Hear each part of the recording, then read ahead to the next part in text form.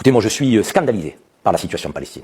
Scandalisé parce qu'il y a une forme d'indifférence politico-médiatique, notamment du côté des Occidentaux, mais pas seulement. Parce que je pense que les pays arabes n'ont pas non plus exercé le rôle qu'ils auraient pu avoir en soutien au peuple palestinien. Le seul pays aujourd'hui, à la table du Conseil de sécurité des Nations Unies, qui a donné de la voix depuis 2 ans, c'est l'Algérie. Il faut le dire clairement. Et ce n'est pas du chauvinisme ou une forme de nationalisme que de dire ça. Ammar Benjamin a porté la voix de l'Algérie pour l'autodétermination du peuple palestinien, contre le génocide en cours, contre la colonisation, contre les expropriations, contre ce massacre qui perdure. Parce que c'est pas parce que vous n'avez plus les feux de l'actualité que les Palestiniens ont retrouvé sous les 50 millions de tonnes de gravats, ces 50 millions de tonnes de gravats, Gaza détruit. 90% de Gaza a été détruit. Des milliers de corps sous les décombres. 70% des morts à Gaza, femmes et enfants. Personnes vulnérables. Crimes de guerre, crimes contre l'humanité, génocide. Que faut-il aujourd'hui pour arrêter le monstre? Que faut-il? Moi je pose la question inlassablement depuis 2 ans sur les plateaux français. Ça dérange. Je constate effectivement avec déception que la France ne porte plus la voix qu'elle devrait porter sur la scène internationale. Et que quelque part il y a une forme de complicité occidentale. Donc à commercer toujours encore avec l'État génocidaire, le gouvernement Netanyahou. Le business perdure. On fait même transiter par les ports français des pièces détachées d'armes. On a un accord d'association entre l'Union européenne et Israël qui se poursuit, alors que l'article 2 de cet accord d'association dit atteinte aux droits humains, fin de l'accord d'association. Mais s'il n'y a pas atteinte aux droits humains là, il n'y a jamais atteinte aux droits humains. On ne peut pas faire pire de ce qui se passe. Ce qu'on accepte là, sur la scène internationale pour les Palestiniens, on l'accepterait pour aucun autre pays au monde, aucun autre peuple au monde. On voit comment ils se mobilisent sur l'Ukraine. Embargo sur Poutine, mobilisation, on livre des armes à l'Ukraine, et c'est par centaines de millions, de milliards déversés sur l'Ukraine. Donc là, au forceps, on voit un accord de paix. Et Gaza. Et c'est la Cisjordanie, où on a une colonisation, je dirais à marche forcée. Tous les jours, on a des Palestiniens qui meurent, expropriés de chez eux, avec l'armée israélienne aux côtés des colons. Tous les jours, on a des bombardements qui se poursuivent à Gaza. Mais dans l'actualité, c'est un petit fil. On va vous dire 80 morts à Gaza. Quand il y a un mort ailleurs, on va me faire la une du 20h. Pourquoi? Parce que ce sont des Arabes? Parce que ce sont des musulmans? Je mets les pieds dans le plat. C'est quoi qui n'intéresse pas l'Occident? Même la sémantique est fausse, Karim Zeribi. C'est pas des morts, ils sont assassinés, ils sont tués, ils sont massacrés, ils sont pas morts de mort naturelle. Évidemment, massacrés, c'est une éradication d'un peuple. Une éradication d'un peuple, je dirais, un bafouement total du droit international. Mais encore une fois, moi je vous le dis à tous les pays de la région, vous ne réagissez pas. Attention, votre tour viendra. Parce qu'une fois que les Palestiniens n'auront plus de terre, une fois qu'ils auront Gaza, la Cisjordanie, vous pensez qu'ils vont s'arrêter là? Ils iront chercher le Liban, ils iront chercher une partie de la Jordanie, ils iront chercher une partie d'Égypte. Attention, l'Arabie Saoudite n'est pas non plus protégée. Attention, le Qatar, qui abrite une base militaire américaine et qui a été bombardée, qui a été attaquée il y a quelques semaines. Donc on voit bien que ceux qui se prétendent le peuple élu se permettent tout. Et l'armée morale? Tout. L'armée morale qui enverrait des tracts. Mais je ne sais pas si vous vous imaginez ce qu'on est capable de nous faire passer comme pilule indigeste, inacceptable, abominable. Alors heureusement, et je vais le dire avec force et conviction, qu'il y a des voix juives qui s'élèvent. Et c'est là où on ne pourra jamais nous prendre, je dirais, au jeu de l'accusation facile et directe de l'antisémitisme. On criminalise la parole qui protège les Palestiniens, on la criminalise en disant qu'elle est antisémite. En réalité, il y a des juifs, vous faites bien de le dire, notamment une grande diaspora au niveau de New York, paradoxe, c'est là où il y a l'ONU, une grande communauté juive qui est anti-sioniste. Mais évidemment. Et pro-palestinienne. Évidemment. Il y a des juifs qui portent une voix magnifique pour le respect du peuple palestinien, pour l'autodétermination du peuple palestinien, pour la reconnaissance d'un État palestinien, qui sont en opposition totale avec Netanyahou et sa bande de criminels. Donc bien sûr que nous avons des voix juives. Et paradoxalement, ces voix juives, elles viennent d'où la plupart du temps? Elles sont ashkénazes. Elles sont ashkénazes, elles sont pas séfarades. Et qui a souffert au cours de la Deuxième Guerre mondiale ce sont les ashkénazes. C'est les juifs d'Europe. Alors que les séfarades étaient plutôt protégés au Maghreb. Et étaient protégés en Algérie, il faut le dire aussi. C'est important. Protégés par les pays musulmans. On va pas refaire l'histoire. Mais quand les juifs ont été chassés d'Andalousie, ils sont venus se réfugier où? Au Maghreb. Qui les a accueillis? Qui leur a donné la pleine citoyenneté? Qui a fait en sorte qu'ils puissent avoir un avenir? Au Maghreb. Dans les pays musulmans. Ces mêmes séfarades, qui n'ont pas connu pour beaucoup d'entre eux, je dis pas tous, mais pour beaucoup d'entre eux, les chambres à gaz, la Shoah, sont les plus durs avec les Palestiniens, sont les plus pro-Netanyahou, gouvernement génocidaire. Il y a un paradoxe, ceux qui ont vécu dans leur chair la douleur de la Shoah, de l'antisémitisme, n'acceptent pas ce qui est fait aux Palestiniens. Il y a des Juifs dont la voix doit être entendue partout dans le monde, parce que les peuples du monde entier ne sont pas musulmans. Ils se sont levés pour la Palestine, pour les Palestiniens. Je pense à l'Espagne, je pense à l'Irlande du Nord, je pense à l'Afrique du Sud, je pense à l'Amérique du Sud. Il y a des peuples magnifiques en soutien à l'injustice. Quand on soutient la Palestine et les Palestiniens, c'est pas parce qu'on est arabe ou musulman, c'est parce qu'on soutient l'idée de la justice. L'idée du respect du genre humain, parce qu'on porte en nous l'idée d'une humanité capable effectivement de ne pas commettre l'ignominie. Or là, l'ignominie, elle est commise, elle est validée par le Conseil de sécurité des Nations Unies, organe qui, de mon point de vue, arrive peut-être à la fin d'un cycle. Et l'Algérie a souvent porté la voix d'une réforme nécessaire. Justement. On a une pile de sources aujourd'hui qui avancent une thèse extrêmement forte. Oui. L'idée, c'est que face à la situation en Palestine, ce qu'on prendrait pour de l'indifférence, ce serait en fait une complicité organisée, presque systémique. C'est une accusation d'une gravité absolue. Absolument. Et notre mission, c'est de décortiquer cet argument, de voir comment il est construit, pièce par pièce. C'est essentiel, ouais, de bien poser le cadre. Allons-y. Les textes qu'on analyse ne se présentent pas comme une simple opinion politique. Ils se revendiquent d'un autre ordre, celui du témoignage moral. C'est-à-dire que le point de départ est le suivant. Le silence, l'inaction, et même le choix des mots face à ce qui se passe, ce n'est pas de la négligence. ce sont des actes. Ce sont des actes qui rendent ceux qui les posent, État ou médias, complices d'un crime. L'idée centrale, c'est que la neutralité, là, elle n'existe pas. Ne rien faire, c'est déjà choisir un camp. Mais je me mets à la place de la personne qui nous écoute. Le mot complicité, c'est extrêmement lourd de sens. La plupart des gens penseraient plutôt que les médias, par exemple, sont juste, cyniques. C'est une réaction normale, bien sûr. Voilà, ce conflit dure depuis des décennies, ça ne fait plus d'audience, c'est noyé dans le flot continu des nouvelles, quoi. Et c'est justement là que l'analyse devient plus fine, et honnêtement plus dérangeante. Pourquoi ? L'argument développé n'est pas que les médias se taisent complètement. Le problème n'est pas l'absence de couverture, c'est sa déformation. Ah, d'accord. C'est une méthode bien plus subtile. On ne cache pas l'information, on la neutralise. On la transforme en ce que les sources appellent un petit fil d'actualité, une brève. Le fameux 80 morts à Gaza aujourd'hui et on passe à autre chose. C'est exactement ça. 80 morts à Gaza aujourd'hui. Point. Ce chiffre, balancé comme ça, sans contexte, sans visage, sans histoire, il devient une statistique abstraite. Il ne suscite rien. Il informe sans toucher. Précisément. Il anesthésie l'empathie au lieu de la stimuler. L'information est donnée, donc le média a fait son travail en apparence. Mais la manière... La manière vide l'info de toute sa charge humaine. Voilà. Et c'est là que le média, selon cette analyse, cesse d'être un transmetteur pour devenir un acteur. Il hiérarchise les tragédies, il fabrique ce que les textes appellent une empathie sélective. Un attentat à Paris fera l'ouverture pendant des jours, mais des dizaines de morts à Gaza. Sont réduits à une ligne en bas de l'écran. C'est ça, l'empathie sélective. Donc, si je résume l'idée clé, le vrai problème, ce n'est pas le silence des médias, c'est la façon dont ils parlent. Oui. En noyant le drame dans des chiffres sans âme, ils nous informent juste assez pour qu'on se sente au courant, mais pas assez pour qu'on ressente quoi que ce soit. C'est une information qui endort la conscience au lieu de la réveiller. Et cette méthode est présentée comme bien plus dangereuse que le silence pur. Oui, parce qu'elle donne l'illusion de l'information, tout en fabriquant en fait le consentement à l'inaction. Pour rendre cette empathie sélective évidente, les sources utilisent une comparaison qui est devenue omniprésente. L'Ukraine. L'Ukraine. La différence de traitement est tellement flagrante que c'en est presque une caricature.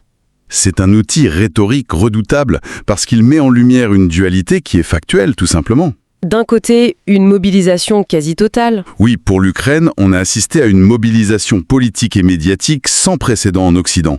Sanctions économiques massives, embargo, livraison d'armes. Des centaines de milliards d'euros. Exactement. Avec des discours enflammés sur la défense du droit international, la souveraineté, une unité quasi sans faille. Et de l'autre côté, pour la Palestine. Alors là, que disent les mêmes chancelleries ?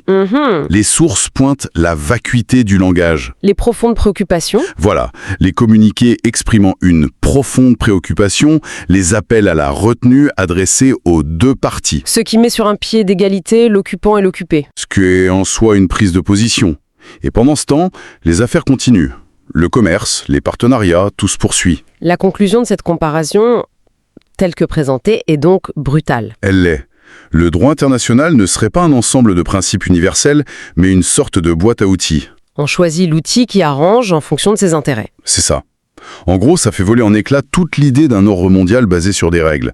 L'argument est que le droit international n'est pas appliqué. Il est utilisé. Il est instrumentalisé. Et ça détruit la crédibilité de tout le système. Aux yeux d'une grande partie du monde, absolument. Et cette idée d'instrumentalisation va au-delà de la diplomatie, elle touche aussi au langage. Les sources s'attardent beaucoup sur un mot « mort ». On entend partout des morts à Gaza. Ça semble neutre. Factuel, oui. Mais pour les auteurs, ce mot est une arme. On quitte la géopolitique pour entrer presque dans de la psychologie de masse. Comment les mots qu'on entend tous les soirs aux infos façonnent notre capacité à ressentir. Exactement. L'analyse est la suivante. Parler de mort suggère un événement passif, presque naturel. On meurt d'une maladie, d'un accident. C'est un constat. Ça efface la cause, ça efface l'agent, le responsable. Précisément. Les gens à Gaza ne meurent pas. Ils sont tués. Ils sont assassinés. Ils sont massacrés. Chaque mot implique un crime, un auteur. Une intention est donc un criminel. Utiliser le mot mort, selon cette lecture, c'est participer à un meurtre sémantique. On tue le crime dans la phrase elle-même. On rend l'inacceptable sémantiquement neutre. Et donc supportable pour l'opinion publique. Si quelqu'un meurt, c'est une tragédie. Si quelqu'un est tué, c'est un crime. Et on choisit systématiquement le mot qui évite de pointer un doigt accusateur. Fascinant. Mais bon, j'imagine que pour parler de complicité, il faut des faits plus tangibles que les mots. Des contrats, Absolument. des accords. Absolument. L'analyse passe du symbolique au très concret. On trouve mention de la poursuite du commerce, y compris des choses très précises, comme le transit d'armes par des ports français. D'accord. Mais le point juridique le plus précis, le plus accablant selon ces textes, c'est l'accord d'association entre l'Union européenne et Israël. Alors, un accord d'association, ça peut sembler technique. Il faut qu'on le décortique. C'est quoi et pourquoi c'est si important? C'est un accord-cadre qui régit l'essentiel des relations commerciales et politiques entre l'UE et Israël. Et la clé de voûte de l'argumentaire se trouve dans son article 2. Et que dit cet article 2? En langage simple, c'est une sorte de clause morale. C'est exactement ça. On peut le résumer ainsi. Nous sommes partenaires, nous faisons des affaires, à la condition fondamentale que vous respectiez les droits humains. C'est le fondement éthique de tout le partenariat. D'accord. Et donc, Face à une situation que de nombreux juristes internationaux et même la Cour internationale de justice qualifient de risque de génocide, que fait l'UE? rien selon les sources. Rien. L'article 2 n'est pas activé, l'accord n'est pas suspendu. C'est incroyable. Le levier existe, noir sur blanc, dans un document officiel. Ce n'est même pas caché. L'argument est donc que l'outil est sur la table, mais que personne ne veut s'en saisir. Ce ne serait pas un oubli? Mais un choix politique délibéré. C'est le cœur de l'accusation de complicité active. Ne pas utiliser un outil légal à sa disposition pour faire cesser des violences graves, c'est interprété comme un consentement, une validation de fait. Dans ce concert de ce que les sources décrivent comme un silence complice, elles mettent pourtant en avant une voix qui détonne au Conseil de sécurité de l'ONU. Celle de l'Algérie. Oui, mais elles insistent sur le fait que ce n'est pas juste de la solidarité arabe ou une posture. Non, la nuance est importante. La position algérienne est présentée comme le fruit d'une mémoire historique vivante. C'est-à-dire?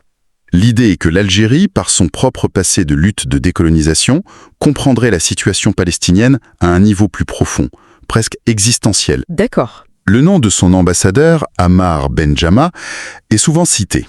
Pas comme un simple diplomate, mais comme l'incarnation d'une continuité historique, une parole qui vient de loin. Et cette parole, issue de l'histoire, elle débouche sur un avertissement très direct. Oui, et qui dépasse la Palestine. C'est peut-être la partie la plus glaçante. La Palestine est vue comme un laboratoire, un précédent. L'avertissement, c'est « votre tour viendra ». Exactement. C'est adressé aux pays voisins qui choisissent le silence. Une fois la question palestinienne réglée par la force, qui peut croire que l'expansionnisme s'arrêtera là? On cite le Liban, la Jordanie, l'Égypte. La logique est celle implacable de l'histoire. Un expansionnisme ne s'arrête jamais de lui-même. Il ne s'arrête que quand il rencontre une résistance. Mais on le sait, toute critique aussi virulente de la politique israélienne se heurte à un mur quasi infranchissable. L'accusation d'antisémitisme. Le conversation stopper par excellence. Comment les textes analysés contournent-ils cet obstacle? La stratégie qu'ils décrivent est très précise. Elle consiste à opérer un recadrage complet du débat. Comment? La première étape, systématique, c'est de mettre en avant les voix juives qui sont elles-mêmes antisionistes, ou en tout cas très critiques et pro-palestiniennes. On évoque les manifs à New York. Celle de Jewish Boys for Peace, par exemple. Exactement. Au cœur de la plus grande diaspora juive du monde. On parle des mobilisations dans les universités américaines, souvent menées par des étudiants juifs. Le but, c'est de briser l'équation critique d'Israël égale antisémitisme. C'est l'objectif, montrer que ce n'est pas un bloc monolithique, qu'il ne s'agit pas d'une guerre de religion, juifs contre musulmans, comme certains voudraient le faire croire. Mais de quoi alors? Il s'agit, selon les termes employés, d'une autorité coloniale contre un peuple sans défense. Ce recadrage est essentiel. Il extrait la critique du champ de la haine pour la ramener sur le terrain de l'analyse politique et du droit. Et ça nous amène à un paradoxe historique que les sources qualifient de particulièrement douloureux. C'est sans doute le point le plus complexe, moralement.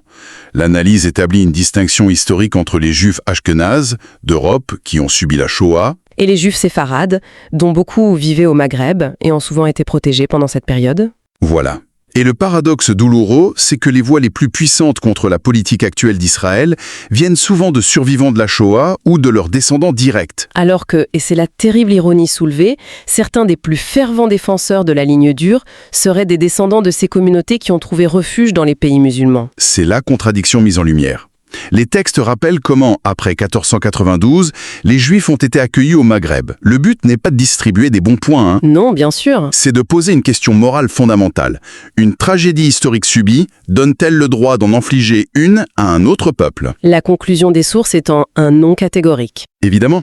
Au contraire, ceux qui ont connu l'injustice absolue devraient être les premiers à la reconnaître et à la combattre où qu'elle se trouve. C'est une interrogation qui touche au cœur de l'éthique. Quand on assemble toutes les pièces de ce puzzle analytique, l'image qui en ressort est dévastatrice pour l'ordre mondial actuel. C'est un constat d'échec civilisationnel, oui. Pour résumer, le système international a perdu sa boussole morale, les médias neutralisent l'empathie, le droit est un outil pour les puissants, et le silence est un acte criminel. Et la Palestine devient un test éthique pour l'humanité. C'est ça. Ce n'est pas un discours de haine, c'est, selon ses auteurs, une condamnation d'un monde qui trahit ses propres principes. Et cette condamnation se termine sur une vision presque apocalyptique. Les sources évoquent un conseil de sécurité qui valide l'innommable et la nécessité d'une réforme. Oui. Ce qui laisse une question en suspens, une question vertigineuse pour la personne qui nous écoute. Si l'organe censé garantir la paix mondiale arrive à la fin de son cycle, s'il est impuissant, par quoi le remplace-t-on ? Et que se passe-t-il dans l'intervalle ? Exactement. Que se passe-t-il dans ce vide où la loi du plus fort redevient la seule règle du jeu ?